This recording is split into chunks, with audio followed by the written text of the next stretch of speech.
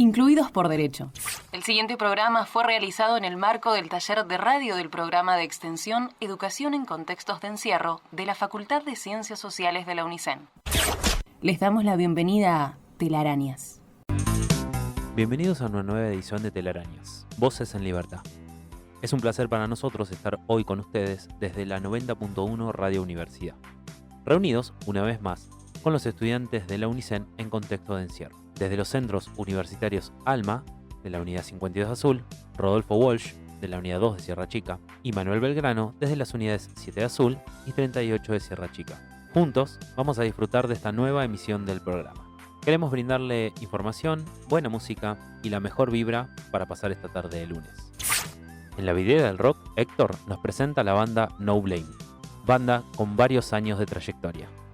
En el bloque central, Pablo, junto a quien les habla, Gonza, estaremos entrevistando a Cintia Bustelo. Ella es una profesional que trabaja en contexto de encierro desde hace muchos años y nos cuenta un poco lo que es trabajar dentro del contexto y la importancia de que el arte y la cultura transiten por estos espacios. Sin más, comenzamos y te pedimos que nos acompañes hasta las 16. Ya comienza La Vidriera del Rock, el espacio musical para dar a conocer nuevas voces del rock nacional. Escuchalo en Telarañas. Buenas tardes, una tarde más en Telarañas, en la Vidriera del Rock. Hoy estamos con Matías, guitarrista, y Carly, cantante de la banda No Blame. ¿Cómo va eso, chicos? ¿Cómo anda, señor Héctor? Todo bien, gracias por la invitación, muy contento. Dale, no, gracias a ustedes por haber aceptado, chicos. Para romper el hielo siempre arranco con la misma pregunta que tanto yo como la audiencia quiere saber por qué los nombres de las bandas. Así que bueno, ¿por qué No Blame? Mira, el nombre surgió de buscar una palabra que suene, que nos gustara. Y bueno, surgió no Blame y encima es sin culpa, ¿viste? Queríamos generar como un impacto, algo en su momento de protesta, que era lo que iba a empezar el estilo de la banda, en esa época que fue en el 99.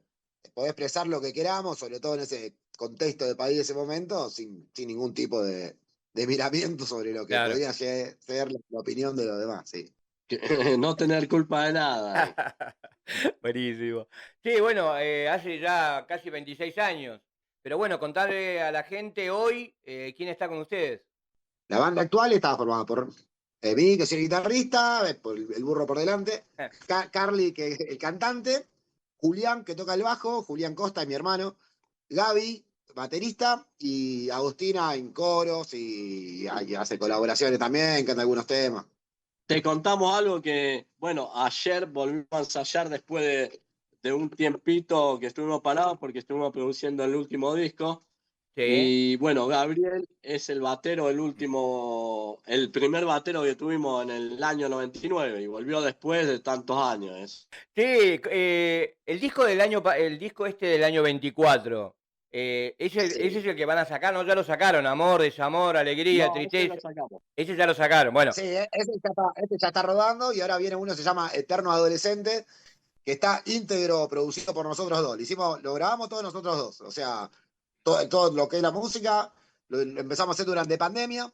Está encerrado, entonces yo soy un poco de productor musical, lo empecé a hacer en casa, después con Carly completamos las producciones y las voces y lo terminamos juntos.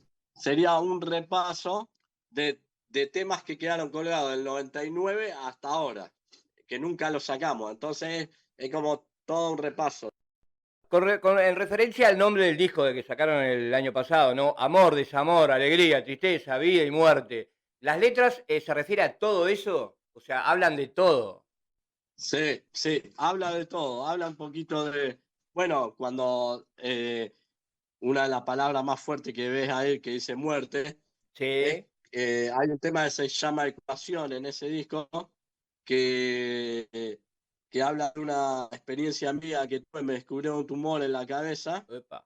Y fue un año difícil, que me tenía que operar al año, y ahí fue donde se compuso ese tema y bueno, y después el amor que continuamente todos Claro. tenemos amor en la vida, amor por la vida, digamos. Sí. Con respecto a las influencias, seguramente también en 26 años fueron, a ver, tratando de poner cada uno la suya y tratando de hacer llegar a una misma línea para que todos estén de acuerdo, ¿no? Pero, ¿cómo empezaron? ¿Por Obvio. dónde van? La banda empezamos, él cuando arrancamos, él se integró después al año y medio, pero bueno, el principio nosotros más jóvenes, más adolescentes, escuchábamos más bandas como Fan People, de acá de Argentina, que sería, bueno, Ramones, era más todo más punk. Sí.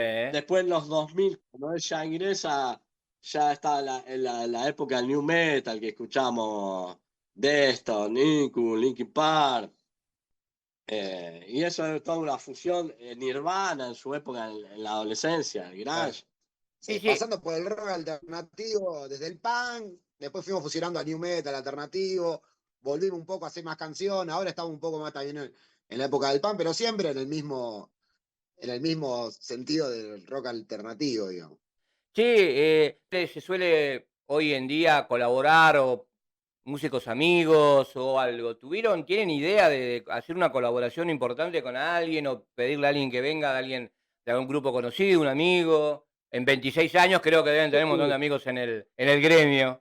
Sí, sí, sí, un montón, un montón. Siempre está, si bien somos muy abiertos a tocar, tocamos un montón, después generalmente nunca hemos hecho colaboraciones o pedir colaboraciones, sí, estaría buenísimo hacer con referentes, ya sea a nivel nacional, con Moon Kid, estaría buenísimo, con los chicos de Masacre, estaría alucinante, que de hecho no colaboración musical, pero sí conocimos su estudio para ver, para hacer algo de grabar allá. Y a nivel local, también, propuestas, no dudamos, no tenemos duda de que van a venir y que vamos también a proponer, porque sí, el próximo disco ya nos gustaría abrirnos un poco más al espacio, que no sea tanto desde lo muy íntimo como va a ser este disco, ya uno más adelante, nos gustaría expandirnos ya un poco también, que se note también eso, que se transmita eso, esa expansión de salir a buscar otro tipo de colaboraciones, sí, sin duda. Sí, Sí, en un momento teníamos acá hay un chico, Purple House, se llama una banda de hip hop, que habíamos hablado para hacer una colaboración con él, una parte, porque a veces mezclamos, viste, un poco el hip hop, y queríamos que en esa parte cante él. Después hay en uno de nuestros temas que canta, me ayuda en el estribillo, el cantante de una banda de acá, amiga de Contenido Neto.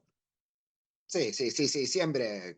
En ese sentido, con Pablito, Palico de Paper House y Pablito de Contenido Neto, no, con Pablo lo hicimos, colaboró, con Paper House no lo hicimos, pero sí, está todo bien, ya lo hablamos, todo, en algún momento se va a dar seguro cuando lo coordinemos y sí, está buenísimo, porque aparte te enriquece mucho y hoy por hoy con el tema de las redes sociales, las colaboraciones son muy importantes Claro, porque claro.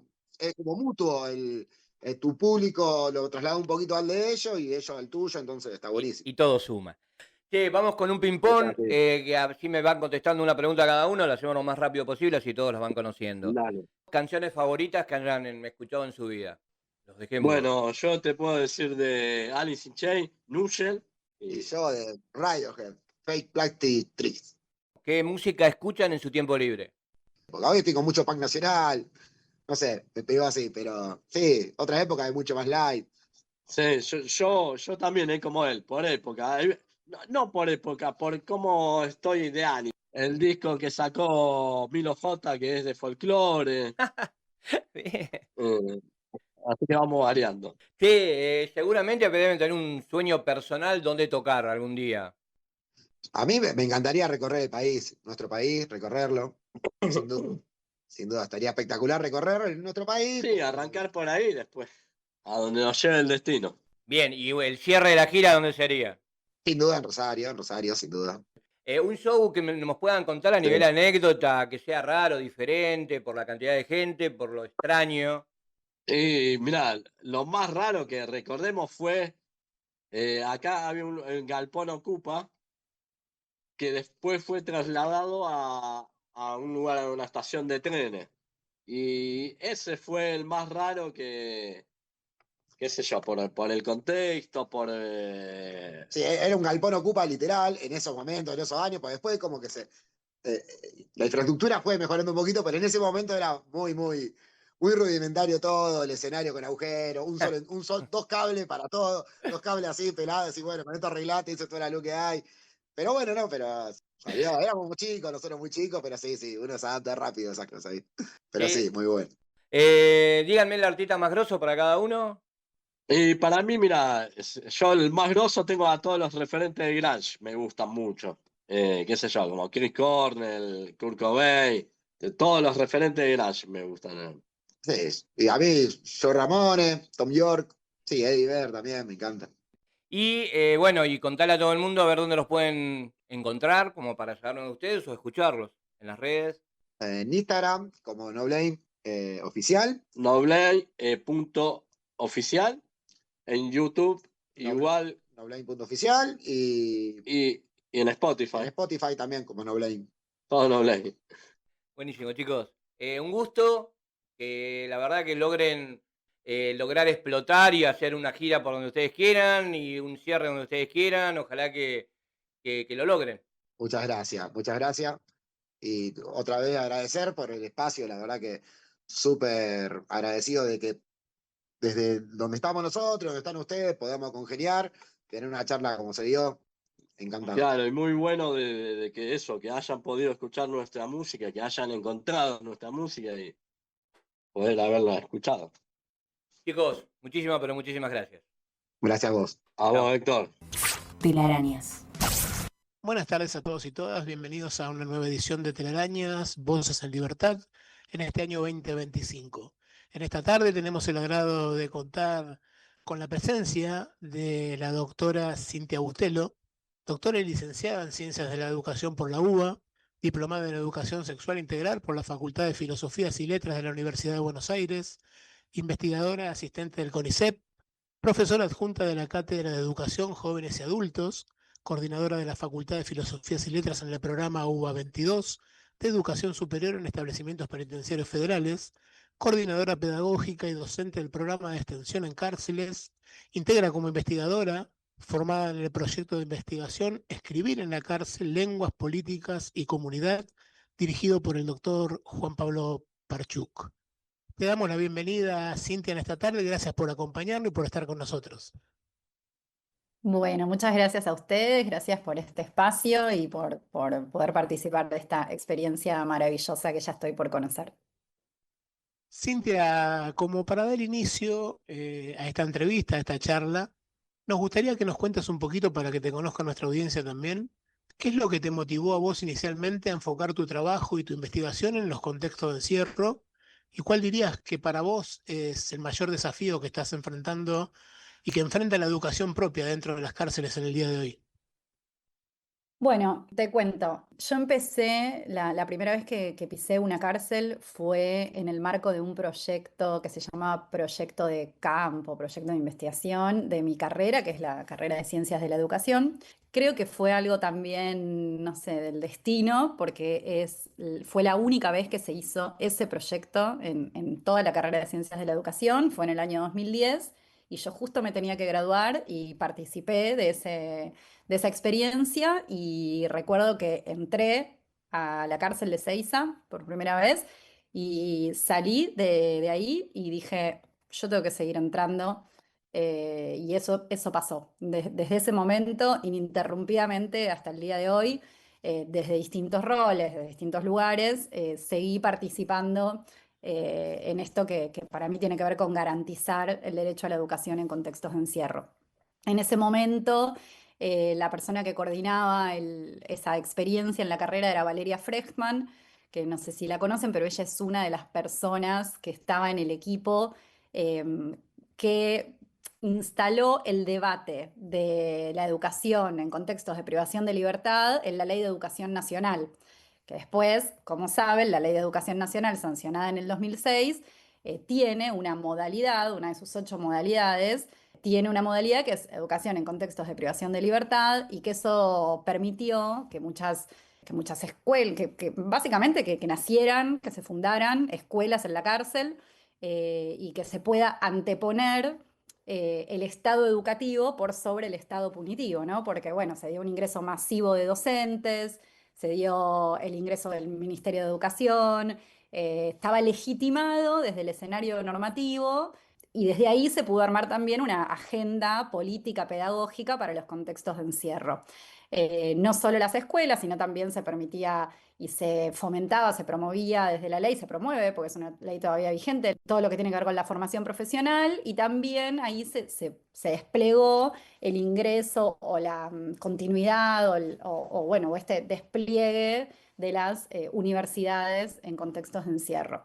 Creo que de los mayores desafíos que tenemos tiene que ver con pensar que efectivamente se garantice ese derecho, que para nosotros, como decimos desde el programa de extensión en cárceles, al cual yo pertenezco, del cual soy docente y coordinadora hace muchos años, que efectivamente se garantice ese derecho, que es un derecho llave, ¿no? Como decimos, porque es un derecho que abre la puerta a otros, a la información, a la comunicación, a la expresión. Entonces, pensar y realmente ponernos a planificar experiencias pedagógicas que sean significativas y que puedan atender a lo específico del territorio de la cárcel, que también tiene sus propias particularidades de acuerdo a cada cárcel, de acuerdo a cada lugar donde está, a cada localidad, a las poblaciones que están alojadas, etc. Y algo más que tiene que ver con el contexto que estamos viviendo, este contexto altamente punitivo, que, bueno, que también nos presenta un desafío, porque para algunos de nosotros, por ejemplo, nuestro programa está en el marco del programa UA22, que este año justamente cumple 40 años, es el aniversario del programa UA22, de la primera universidad que está en una cárcel en Argentina, que también es modelo y referencia a lo largo del mundo.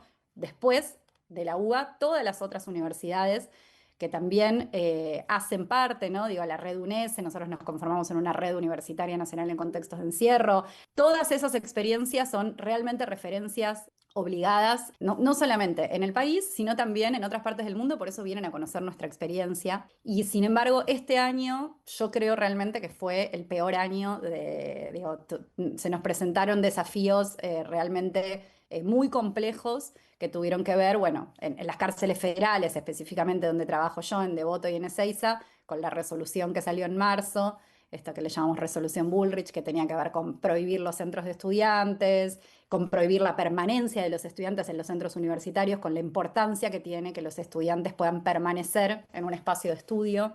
Entonces, bueno, todo eso también generó un desafío y un desgaste también mayor. Y creo que el desafío también que tenemos siempre tiene que ver con el afuera, ¿no? Como pensamos el adentro y el ahora, pero también el vínculo con el afuera y el después, y cómo las herramientas que se despliegan en la educación en la cárcel después puede ser usado también en el afuera y cómo pueden tener efectos, repercutir, reflejarse en la ruta de salida. Cintia, nos contabas recién que sos coordinadora de la Facultad de Filosofía y Letras en el programa UA22 y también coordinadora del programa de extensión en cárceles. Desde tu perspectiva, ¿no? ¿Qué crees que es lo más fundamental que la universidad le aporta a la vida de las personas privadas de libertad, más allá de por ahí, ¿no? De la obtención de un título. Que de hecho la obtención de un título está buenísimo, pero por ejemplo podría decirte que en letras y en filosofía, que son las dos carreras que nosotros tenemos, en cárceles todavía no tenemos graduados, graduadas. Estamos prontos ahora vamos a tener nuestro primer graduado de filosofía en el 1, pero creo que lo que es linda la pregunta, porque nosotros siempre lo pensamos como si fuese como una doble cara. En principio, lo que la universidad aporta, primero es constituir la responsabilidad que tiene la universidad, ¿no? Desde una de sus funciones, que tiene que ver con el diálogo con la comunidad y la transformación de la realidad. Realmente creo que si la universidad sigue manteniendo esa característica tan elitista, endogámica, ortodoxa, impermeable, bueno, pues se va a quedar en el mismo y propio discurso girando en falso. Entonces, que la universidad vaya a la cárcel creo que es en principio una responsabilidad y un modo también de jugar a favor de las poblaciones que más lo necesitan, los privilegios que tenemos, quienes accedimos a la universidad desde jóvenes, por ejemplo, desde quienes pudimos hacer una carrera en el medio libre y que eso nos permitió después también a algunos de nosotros doctorarnos o trabajar de algo que nos parece que es importante y que elegimos, ¿no? Con condiciones más o menos dignas de un trabajo. Y creo que, bueno, la universidad tiene que ponerse a pensar a favor de quién usa sus privilegios. Y por otro lado, lo que creo que da la universidad es la posibilidad de ampliar los universos, ampliar universo vocabular, ampliar universos simbólicos, ampliar universos materiales. Y también tiene que ver con esta trama que se va constituyendo como la trama de la experiencia universitaria en Argentina, que está muy vinculada para mí no solo a lo cultural y a lo artístico, que es algo que no es tan común en la universidad, y también a lo político, ¿no? Es decir, que para mí lo que permite la universidad en la cárcel son la posibilidad de constituir o de ofrecer o de compartir herramientas simbólicas, muchas veces vinculadas al arte, a la palabra, a la escritura, digo esto, ¿no? La posibilidad de pensar una radio, generar una radio como plataforma de comunicación, como plataforma de denuncia, si se quiere, de visibilización de experiencias significativas en contextos de encierro, y también como estas instancias permiten organizarse, ¿no? Y organizarse en favor de sus derechos o en favor de sus condiciones de vida, de mejorar las condiciones de vida de las personas detenidas. Siempre ponemos los ejemplos, hablo de Devoto porque son Devoto y Ezeiza los espacios que yo más conozco, pero sé que pasa también en otros. Por ejemplo, no sé, el SUTPLAN, Sindicato de Trabajadores Privados de la Libertad, la asesoría jurídica, incluso la radio que tenemos nosotros desde la Facultad de Filosofía y Letras, Radio Oculta, las revistas, hacemos una revista por centro universitario. Todos esos espacios son espacios también de conformación colectiva. Y creo que eso, la autogestión, la posibilidad de que los estudiantes autogestionen y demanden a la universidad lo que necesitan como experiencia para el propio territorio de la cárcel, creo que es una posibilidad que se da en conjunto y que es algo que tiene que ver con lo que la universidad también tiene que ofrecer ahí. Y después algo que quiero decir, que hablo de esta doble cara, es que si bien por supuesto creo que a la cárcel le hace bien el ingreso de la universidad y que está bien que sigamos ahí, que sigamos sosteniendo estas experiencias y produciendo experiencias y acompañando sobre todo la producción, porque lo que más hacemos, creo yo, es generar las condiciones y acompañar, en todo caso, la producción de personas que se forman como poetas, en nuestro caso, ¿no? Como escritores, como escritoras, como productores de radio, gente que hace música, etcétera.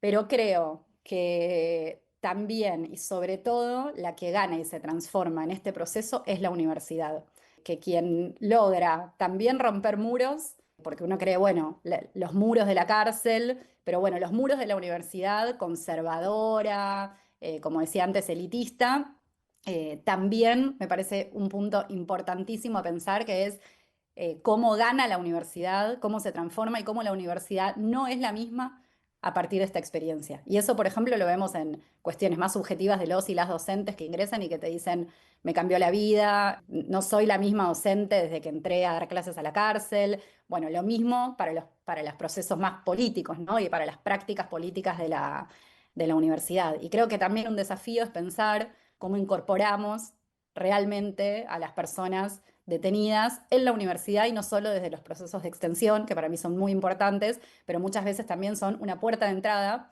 para que también se masifique el acceso y que realmente los sectores populares, las clases populares puedan estudiar las carreras universitarias como cualquiera de otra persona que las pueda estudiar. Es decir, el acceso realmente de todas las personas que quieran acceder a una carrera universitaria, además de a las experiencias universitarias de extensión, que para mí son lo central y el corazón, por ejemplo, de nuestro programa, son las experiencias culturales y artísticas.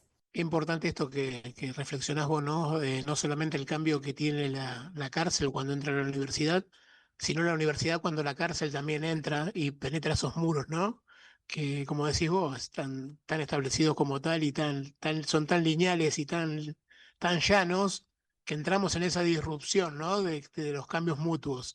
Y me parece importante en esto que todos tengamos esta posibilidad de no solamente tener los espacios dentro de las cárceles, sino construir conocimiento juntos para que esto siga avanzando y siga creciendo. En base a esto que vos estabas hablando, ¿qué potencial crees vos pedagógico y de subjetivación tiene el acto propiamente dicho de escribir y de compartir la palabra en un espacio como es el encierro, como es la cárcel? Mira, nosotros hablamos siempre de esto como del gesto político pedagógico de invitar a escribir, ¿no? Invitar a escribir, invitar a contar, invitar a publicar también.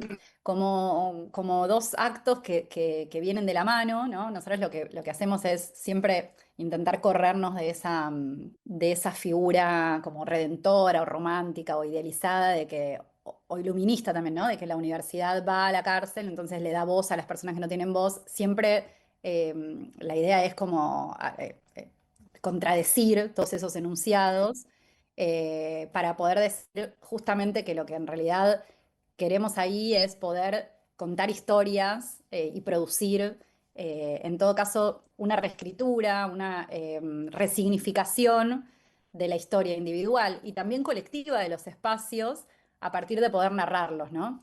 Eh, y muchas veces hay como toda una cuestión así que subyace, una idea que tiene que ver con, bueno, la literatura salva, el arte salva, y nosotros siempre lo ponemos en cuestión, porque en realidad lo que decimos es, no sé si salva, o sea, sí lo que promueve es que las personas puedan decir, puedan hablar, puedan denunciar. eh, pero bueno, muchas veces nos pasa que al decir esto nos dicen, no, no, pero a mí el arte me salvó, a mí el arte me curó. Y nosotros que intentamos siempre corrernos de esa mirada más remedial, ¿no? Más curativa, más de la matriz como patológica, que es, bueno, esto que también la cárcel hace llamar tratamiento penitenciario, ¿no? Cuando una persona está detenida hace un tratamiento como si tuviese que curar alguna situación, como un término más médico.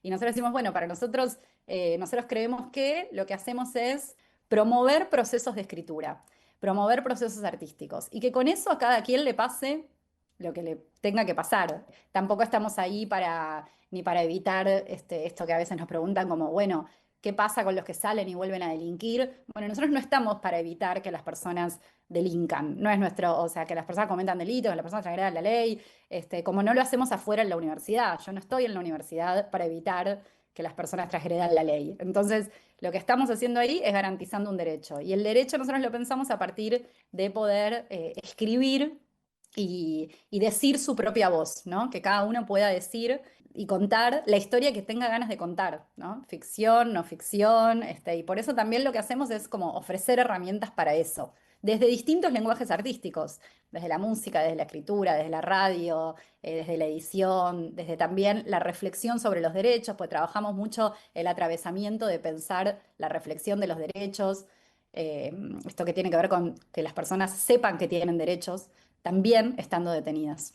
Y creo que la escritura tiene esa potencia, que es que después a cada quien le resuena para lo que sea, pero que tiene una potencia subjetiva y colectiva enorme.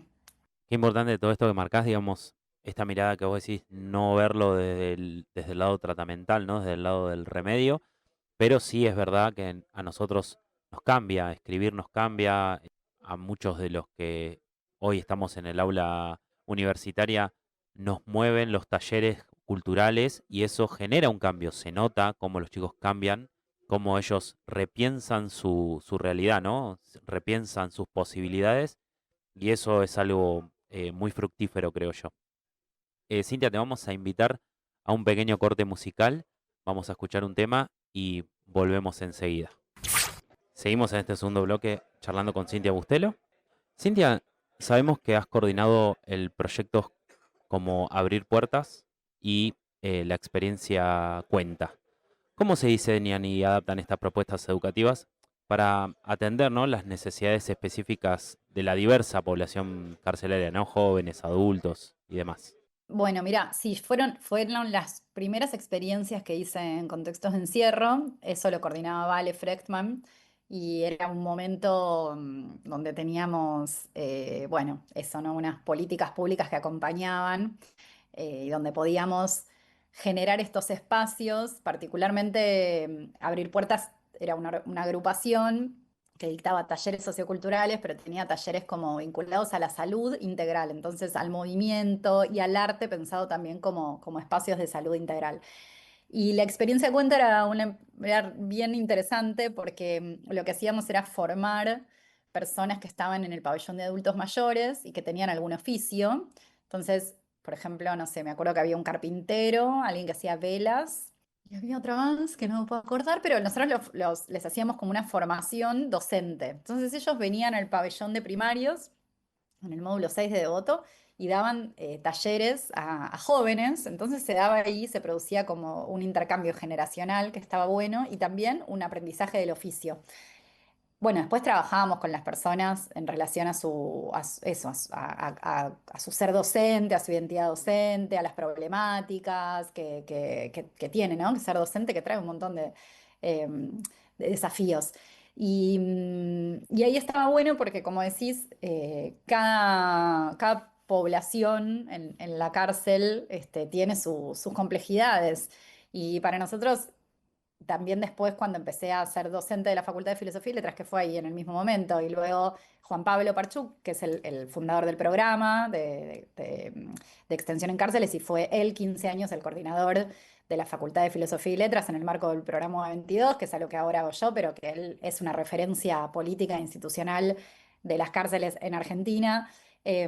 Cuando Juan Pablo me ofreció también ser parte del programa que se estaba armando en ese momento, empezó, bueno, esto que también hacemos nosotros ahora, que tiene que ver con acompañar el recorrido, si bien en los espacios y pensar en conformaciones colectivas, también recorridos singulares, ¿no? Y nos damos cuenta como cada persona tiene sus propias necesidades, problemáticas que tienen que ver con ser mujer, joven, madre, adulto, mayor, no sé, pasa mucho en Devoto que personas que se me acercan para decirme que, no sé, que tienen algún problema en la próstata y no lo sacan al médico y nosotros vemos cómo establecer redes con los distintos organismos de control de derechos humanos para que las personas conozcan también, porque muchas veces lo que pasa es que no conocen que tienen esas herramientas que en Argentina todavía existen y que muchas veces tiran un cable, ¿no? En estos espacios y que está bueno esto, ¿no? Con las mujeres, con la mujer joven, con la mujer más grande, con las mujeres con hijos, con los niños, con las niñas. Ahora, por ejemplo, estamos trabajando mucho con personas con arresto domiciliario. Y eso no es algo que el programa 22 contemple. Lo hacemos como por voluntad política, militancia, desde la Facultad de Filosofía y Letras, que es un programa bien militante, porque todos los docentes y las docentes que estamos ahí históricamente, bueno, saben que el programa 22 tiene 40 años, pero no tiene presupuesto propio. Entonces, cada unidad académica se gestiona sus propios recursos y nosotros gestionamos los nuestros mucho a través de pedir proyectos todo el tiempo, proyectos que financien lo que hacemos. Y bueno, eso, ¿no? Últimamente estamos laburando acompañando, por ejemplo, una cooperativa de mujeres que ya están en libertad y están haciendo una cooperativa de encuadernación que se llama Ojos de Papel. Y una de las compañeras, que además entra con nosotros a la cárcel de Seiza como profe de encuadernación, también afuera reúne a mujeres que en este momento, por ejemplo, están con arresto domiciliario y entre ellas están conformando este emprendimiento, esta unidad productiva de cuadernos, pero también de acompañamiento en el afuera, ¿no? Y de acompañamiento y de producción de herramientas para sobrevivir en el afuera. Creo que todo lo aprendido también adentro, que tiene que ver con cómo sobrevivir al encierro a partir de la experiencia de formación. eh, Hay algo que algunas personas se llevan y pueden seguir produciendo y que tiene que ver eso, también con las particularidades de cada quien y de cómo fue acompañado y de cómo nosotros también, como esto que decía, como la responsabilidad de la universidad, de que cuando las personas salen en libertad o se van de arresto, poder seguir acompañando estos procesos y no, nosotros le decimos como hacernos cargo hasta el final. Y no hay un final, en realidad el final no existe. Nosotros nos hacemos cargo todo lo que podemos, hasta donde podemos, porque nuestro trabajo tiene, por supuesto, límites y una incidencia baja, ¿no? Somos una universidad, pero estamos ahí intentando sostener y acompañar estos procesos. Y algo que quiero contar también es que nosotros un equipo de la universidad, de la Facultad de Filosofía y Letras particularmente, conformamos una asociación civil, que es la Asociación Civil Dar Margen, que, bueno, dar margen es una frase que nos dijo a nosotros un estudiante. El estudiante es Michael, que es uno de los cantantes de Portate Bien, que es la banda de cumbia de Devoto. Michael ahora ya está en libertad. Y él en algún momento, en alguna clase, nos dijo, cuando preguntamos qué era la literatura y qué era la educación, él nos dijo, la educación da margen. Y nosotros a nuestra asociación civil, que nos hicimos justamente para poder seguir pidiendo proyectos y financiamientos que financien únicamente nuestros talleres, porque ni siquiera en general estos proyectos, no sé, no dan ni siquiera salario docente, por ejemplo. Eh, pero conformamos una asociación civil justamente para poder articular y seguir produciendo y acompañando los recorridos pedagógicos de personas que están detenidas, pero también de personas que salen en libertad. Cintia, vos sabés que hablabas cuando terminábamos el primer bloque, algo que me quedó dando vuelta en la cabeza. Nosotros como personas privadas de libertad, como presos, que tuvimos la posibilidad de acceder a nuestro derecho del estudio, de la educación dentro del contexto, te hablo en lo personal, en lo particular, tiendo a romantizar la educación dentro del contexto, porque sí esa educación, aunque no viene a salvarnos, a cambiar nuestras vidas y a hacer que no reincidamos el día de mañana cuando recuperemos nuestra libertad, sí de alguna u otra manera nos cambia, sí mitiga la violencia dentro de la cárcel. Nosotros observamos con nuestros ojos de personas privadas de libertad. El resto de nuestros compañeros, a medida que nosotros avanzamos en nuestra carrera, nos permitimos, a través de la teoría que vamos adquiriendo, abrir un poquito nuestro espectro y intentar ver con otros anteojos lo que está sucediendo, pero caemos en ese romanticismo de que la educación está salvándonos a muchos de nosotros dentro de la cárcel. Este espacio que nosotros hoy tenemos nos salva de alguna manera porque nos permite centrarnos en esto que para nosotros es súper positivo y dejar de pensar en todo lo que nos está contextuando en este momento dentro de la cárcel, que son muchas las cosas que están transcurriendo. Te quiero hacer una pregunta un poquito personal. ¿Cómo haces vos para lidiar con esto dentro de la cárcel y no cargarte y no llevarte todo esto? Porque seguramente hay muchos que se te arriman, muchos compañeros, muchas compañeras, y te dicen o te cuentan sus experiencias. ¿Cómo haces vos para separar lo que es el trabajo que realmente vos venís a hacer adentro de la cárcel y con la necesidad con la que te encontrás, ¿no? La que tenemos habitualmente cada uno de nosotros en nuestro cotidiano? Primero quiero decir que yo cuento como un poco el fundamento nuestro como posicionamiento político del programa, que tiene que ver con no ir a romantizar o a prometer o a generar falsas expectativas, pero por supuesto que sé que a cada quien le puede generar esta idea y que también esto que vos dijiste, que me parece muy lindo, que tiene que ver con prestar los lentes, ¿no? Como que la universidad pueda ir a prestar esos otros lentes del conocimiento, de la producción cultural y bueno, y uno cuando tiene otros lentes para mirar la realidad puede comprender y puede intentar transformarla, ¿no? También. Em, entonces, bueno, está muy bien también si la romantizamos porque es parte de los procesos y parte de lo que nos puede pasar y yo también soy una gran defensora, ¿no? De la educación ahí, por supuesto, eso después al interior podemos discutir un montón de cosas, pero sí veo cómo reduce el daño, cómo la educación reduce el daño y cómo genera mejores vínculos entre las personas, vínculo entre las personas consigo mismas, con su propio deseo, con su propia curiosidad, con su propio saber, y sí veo cómo las personas, una vez que generan como esa pertenencia o con la universidad, o con la escritura, o con una herramienta como con la radio, digamos, ¿no? Como eso sí les puede permitir a las personas generar, primero pasar el momento y sobrevivir, como decimos, ¿no? Sobrevivir a esa experiencia tan traumática y tan plagada de dolor. Bueno, y después, ¿cómo separo? No separo. No, me cuesta mucho a mí. Siento que es un trabajo de todos los días, de 24 horas. De hecho, bueno, hay gente, me pasa en mi alrededor, mi familia, digo, como mi familia sabe que yo tengo un trabajo en el que a mí un domingo me pueden escribir compañeros o compañeras que están afuera para decirme lo que sea, contarme algo lindo, contarme algo feo, pedirme una ayuda. Y yo nunca digo, ay, hoy es domingo. Y eso es algo que también es una vara que la verdad es que es muy de Juan Pablo Parchuk y que él armó equipo a su imagen y semejanza. y somos un equipo de personas que hace mucho tiempo trabajamos juntas, o sea, hace más o menos 15 años, y en estos 15 años te puedo decir que pasó de todo, que hicimos todo, y que eso da cuenta de que no, es un trabajo que no se puede separar. O sea, nosotros, de hecho, hemos inventado un neologismo que es el acompañaje, que tiene que ver con este neologismo de Pichón Rivière del enseñaje, como enseñar y aprender no se pueden separar. Bueno, para nosotros en la cárcel, enseñar, aprender y acompañar es lo mismo. Entonces, para nosotros, acompañaje es una forma también que encontramos de llamarle a la tarea que hacemos, ¿no? Que es, estamos ahí, pero nunca podemos dejar de acompañar necesidades y demandas de las personas. Y sí, yo, desde que ingreso a la puerta de la cárcel hasta que me voy, siempre hay alguien que se me acerca para pedir alguna situación, alguna cuestión o decirme algo que necesita.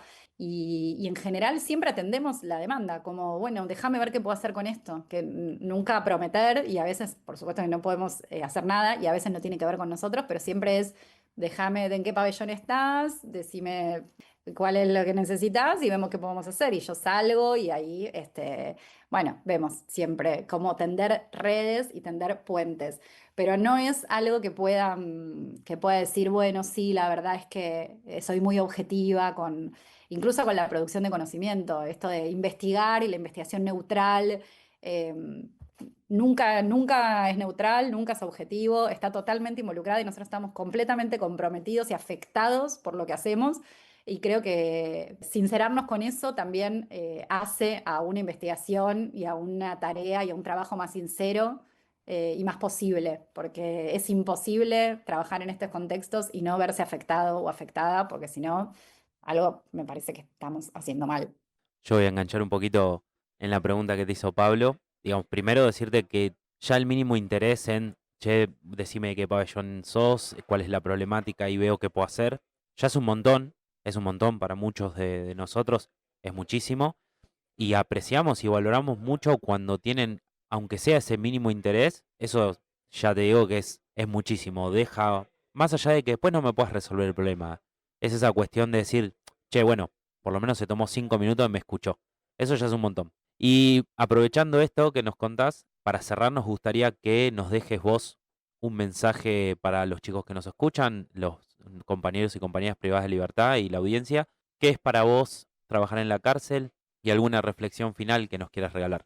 Bueno, primero quiero volver a agradecer este espacio porque me parece súper valioso. Me da mucho, es raro decir orgullo, porque bueno, estamos, como siempre digo, nosotros sabemos que trabajamos a pesar de la cárcel, que no es la cárcel la que genera las condiciones, que la cárcel es un lugar que aplica dolor y que las personas están ahí en una situación muchas veces de tortura, de dolor, eso lo tenemos muy claro, entonces sabemos que trabajamos a pesar de eso. Y por eso también me parece tan valioso, tan altamente valioso que existan estas experiencias, que sean ustedes quienes nos estén entrevistando a nosotros. Me parece que es de las mayores ejemplos de transformación y de subversión de jerarquías que hay, ¿no? Digamos, ustedes son acá los que ponen la voz, la pregunta y preguntarse y preguntarnos a quienes trabajamos también hace mucho, me parece que es súper valioso y que exista esta radio también. Además de lo colectivo que se genera, me parece una experiencia maravillosa, muchas gracias. Para mí trabajar en la cárcel es como un trabajo, como decía, como muy comprometido, muy afectado y muy necesario y muy urgente y me parece que además tiene que ver con las responsabilidades que tenemos y, como antes decía, las responsabilidades en relación a nuestros privilegios. Entonces creo que trabajar en la cárcel, primero para mí es un trabajo, pero además fue uno de mis mayores escenarios de aprendizaje. Y lo que quiero, si me dejan, es leer una poesía, un poema, porque yo tengo acá unos libros, bueno, no lo van a ver porque es audio, pero son 5 libros que tengo acá, que son los libros de Waikiki. No sé si conocen a Waikiki, pero es un escritor que él estuvo 15 años detenido en la cárcel de Devoto, fue coordinador de la carrera de letras y él ya salió en libertad hace como 10 años y él publicó 5 libros estando detenido. Son estos 5 libros. Es uno de mis escritores favoritos y siempre digamos, a donde vamos, lo llevamos a Waiki y muchas veces viene Waiki. Él también es profesor de la Facultad de Filosofía y Letras ahora, es compañero nuestro, trabaja con nosotros. De hecho, de la semana que viene hay un encuentro en La Pampa para docentes que trabajan en contextos de encierro en la provincia de La Pampa, y se va Juan Pablo con Waikiki a dar clases. Así que les quiero leer un poema de él, se llama Me muero, y dice así: Me muero. La poesía es excremento, por eso siempre lo comento, Federico García Lorca. Si no escribo poesías, me muero. Aunque el cuerpo fugitivo de un campo de rosas intenta curarse de las espinas hechas prejuicios, que como una pinza, una a una van saliendo, pero que nunca terminan, pues son muchas sus mentiras. Si no escribo poesías, me muero. Termino ahogado en un mar de giladas, donde intento nadar contra muchas corrientes, en un mundo donde los patanes son inteligentes, donde me siento perseguido como discípulo de Jesús. Si no escribo poesías, me muero. Me seco como una manzana en el desierto. Me deshidrato como la huelga a pico seco. Me siento extraño, muy, pero muy extraño. Por eso escribo poesías y me someto al tiempo. No acepto al mundo y en lo profundo me hundo. Está en el libro 79, El ladrón que escribe poesía, que fue producido por la editorial Tren en Movimiento, y su autor es Waikiki, WK, lo pueden encontrar también en redes. Y creo que de lo que sucede con el arte y con la literatura en la cárcel, y lo que le sucede a Waikiki, que tiene que ver con mucho de lo que le sucede a muchas otras personas que están detenidas, ¿no? Esto que también traen ustedes. Que uno dice, no queremos romantizar la experiencia, y ellos dicen, si no escribo poesía me muero. Como también algo vital y algo de revitalización de lo que hacemos ahí, de lo que hace cada uno para sobrevivir en ese espacio. Así que bueno, muchas gracias. Cintia, muchas gracias a vos, un placer haberte tenido con nosotros. Gracias por este espacio, gracias por tu tiempo. Bueno, muchas gracias a ustedes. Y hemos llegado al final del programa, así que no queda más que despedirnos hasta la semana que viene. Y a vos, que nos estás escuchando del otro lado, te mandamos un cariño enorme. Gracias por estar y por compartir este momento con nosotros. Los esperamos el lunes que viene a las 15 horas en Telarañas. Voces en Libertad. Bye bye. Hasta el próximo Telarañas. Educación en contextos de encierro. Facultad de Ciencias Sociales, UNICEN.